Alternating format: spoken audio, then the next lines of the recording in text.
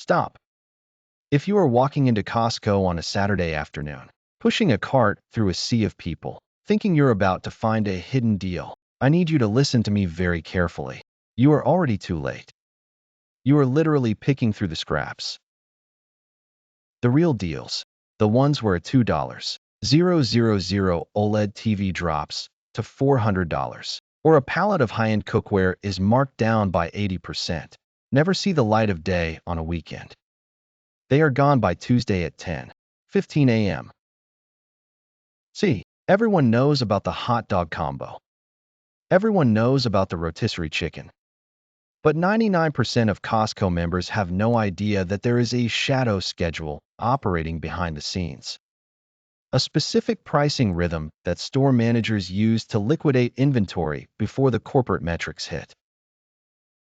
In this video, I'm not just going to show you how to save a few bucks on toilet paper. I'm going to teach you the specific, forensic morning routine I've used to secure over $50 in clearance merchandise in the last year alone. We are going to decode the tags, hack the schedule, and beat the Death Star before the ink is even dry. Now, you might be thinking, Kaka, it's just a warehouse club. Relax. Wrong. It is a battlefield of retail arbitrage. I've spent the last 15 years analyzing retail logistics. I don't just shop, I track SKU life cycles. I've interviewed former floor managers, and I've spent more hours staring at price tags than I've spent sleeping. I know the difference between a sale and a liquidation, and I know the exact moment a manager decides a pallet is taking up too much expensive floor space. I know how it feels to walk in, see a price, buy it, and then realize 2 days later it dropped another $50. It's frustrating. It feels like the house always wins. But today, we flip the script. Today, you stop being a customer and you start thinking like a liquidator.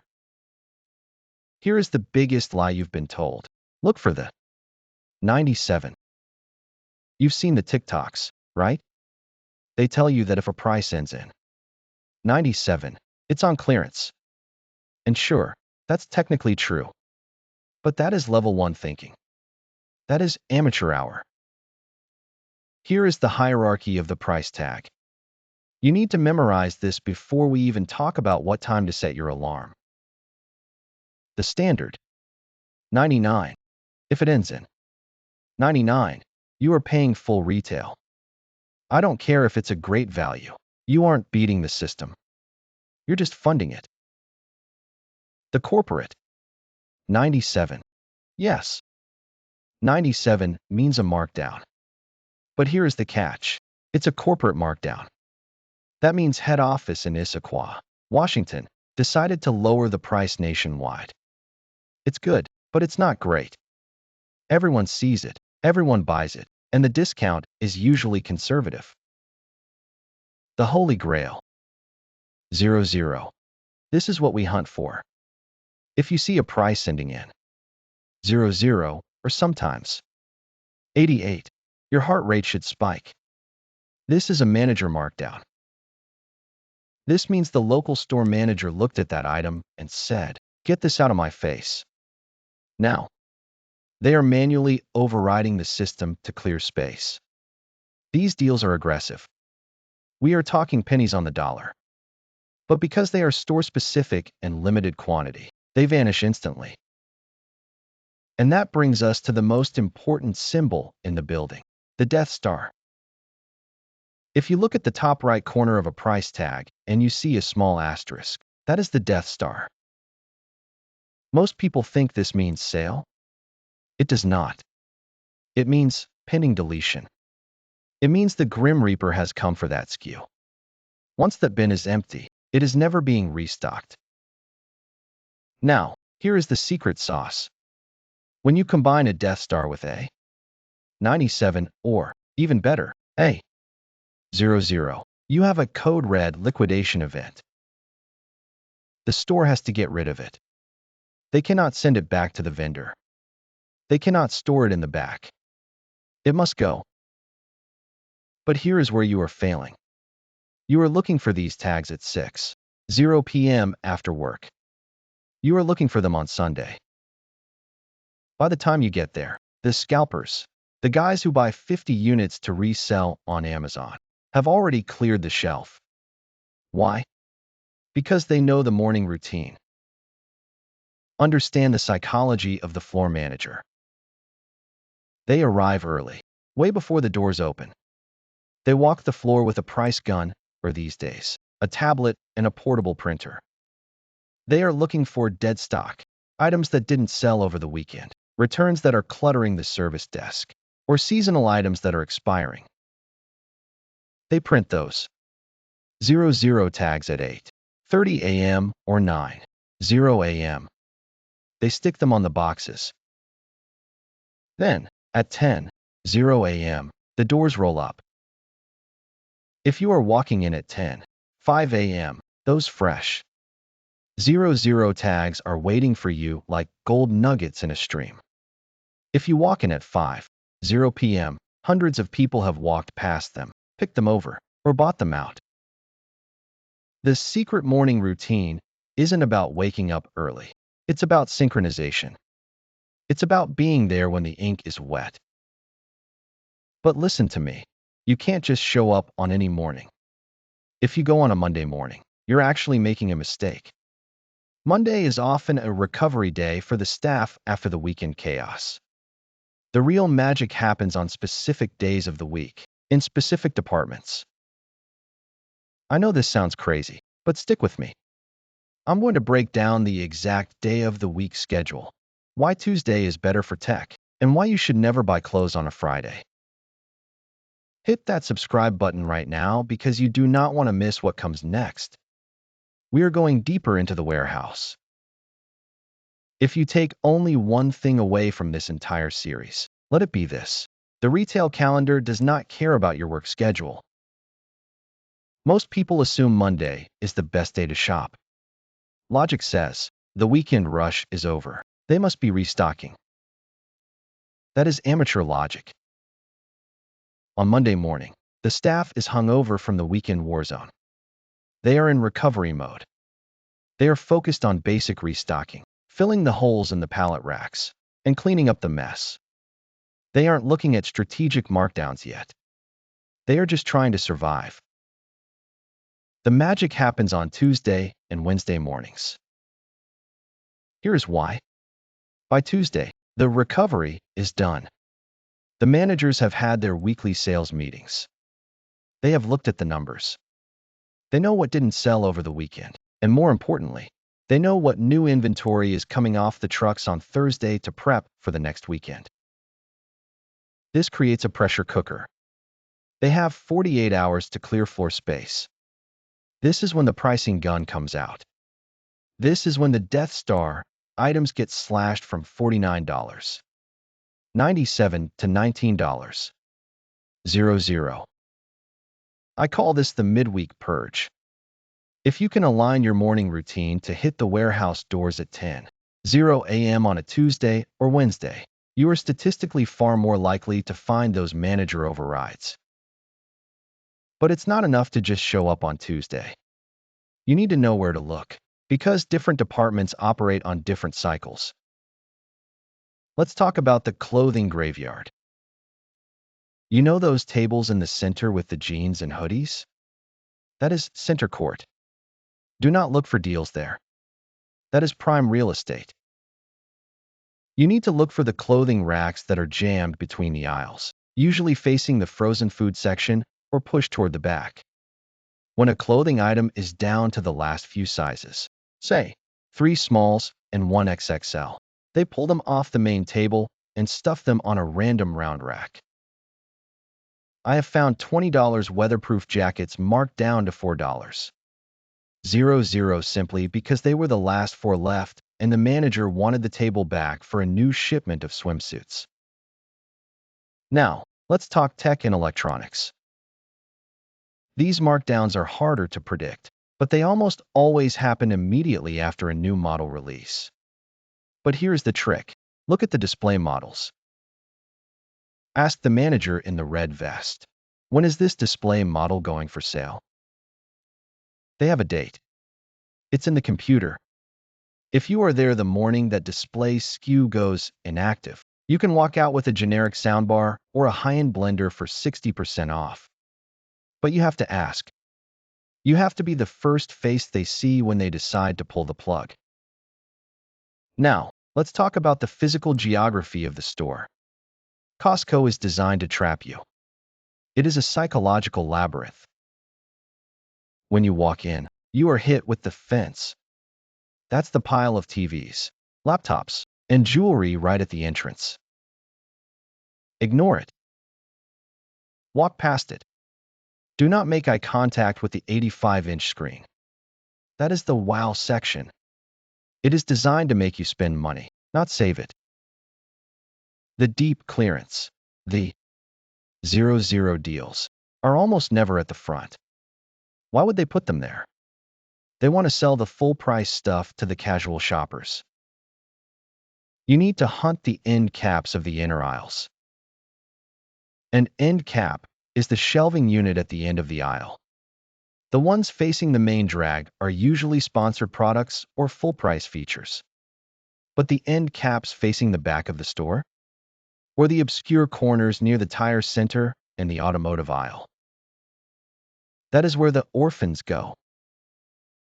That is where you find the pallet of organic snacks that expires in 2 months.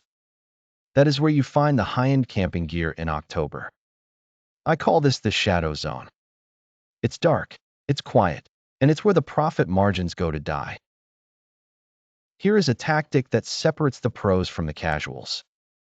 When you find a clearance item, don't just look at the price tag. Look at the date. In the bottom corner of the price tag, there is usually a date printed in tiny font. That is the date the tag was printed. If you see a 97 or a 00 tag, and the date is from today or yesterday, grab it. Do not think. Put it in the cart. It was just marked down. But if you see a clearance tag that was printed 3 weeks ago, pause. If it's been sitting there for 3 weeks at that price and hasn't sold, one of two things is about to happen. 1. It is about to get marked down again. 2. It is a bad deal. This is where you need to be brave. This is where you need to interact with the staff. There is a specific way to ask a Costco employee to check the real price without being annoying. There is a way to get them to look up the item number on their AS400 terminal and tell you exactly how many are left in the district and if the price is about to drop further. Most people are too scared to ask. They think it's rude. It's not rude if you know the script. Welcome to the endgame. You are standing in the aisle. You see a pallet of espresso machines marked with a Death Star asterisk. The price is good, but you have a gut feeling it could go lower. The tag date is 2 weeks old. Do not guess. You need intel. Find the nearest employee who isn't driving a forklift. Do not be aggressive. Be curious. Here is the exact script. Memorize this. Hey, quick question. I see this as pending deletion. Could you do me a huge favor and scan the item number to see if any other stores in the area have it lower, or if there's a markdown scheduled? Notice what I did there? First, I used their language. Pending deletion. This signals I am not a tourist. I know how the store works. Second, I asked for the item number, not the barcode. The item number is that bold 6 or 7-digit code on the sign. That is the key to their inventory mainframe. When they punch that number into their handheld, they can see things you can't. They can see the quantity on hand. They can see the price history. Sometimes they will look at you and whisper, honestly, we have 40 of these left and the manager wants them gone. Come back Thursday morning. They're dropping to $50. That one question just saved you money. But you have to ask it with confidence. Now, let's talk about the single greatest safety net in the retail world. This is the strategy that removes all the risk from your morning routine. It is called the 30-day price adjustment policy. Here is the scenario. You walk in on a Tuesday. You see a 4K monitor for $300. It's a decent deal, but not a steal. However, there are only 5 boxes left. You are terrified that if you wait for a markdown, they will sell out. Buy it. Buy it right now at $300. Keep the receipt. Then, keep watching that item. If you come back 10 days later and see that same monitor has dropped to a clearance price of $150 because it's the last unit, you win. Take your receipt to the returns desk. They will refund you the difference. You just secured the clearance price without risking the stock running out. And if they don't honor the price adjustment, or if you buy something on a manager markdown impulse and realize you actually hate it, you have the parachute. Costco's return policy is legendary for a reason. With very few exceptions, you can return almost anything, anytime. This removes the fear of missing out. In a normal store, you hesitate. You think, what if I'm wrong? At Costco, hesitation is expensive. If you see a 00 deal, put it in the cart. Think about it in the car. Think about it at home. You can always bring it back. You cannot bring it back if you never bought it and someone else snagged it 5 minutes later. Speed is your currency. The return policy is your insurance. Listen, I know this sounds intense. Some people say, Kaka, is it really worth all this effort just to save money on a blender? It's not about the blender. It's about the math. If you save $500 on a TV, $200 on groceries, and $300 on household goods every month by optimizing when and how you shop, that is $12,000 a year of after-tax income. That is a raise. That is a vacation. That is an investment portfolio. The secret morning routine isn't about being cheap. It's about being smart in a world designed to make you stupid with your money. So set the alarm. Tuesday morning, 10:00 a.m. Look for the 00. Look for the Death Star. And if you see me in the aisles, scanning the end caps, just nod and keep moving. There's enough deals for both of us. If you found value in this, smash that like button so the algorithm knows you're part of the team. And comment below, what is the single best clearance deal you have ever found? I want to see those numbers. I'm Kaka. Class dismissed. I'll see you in the warehouse.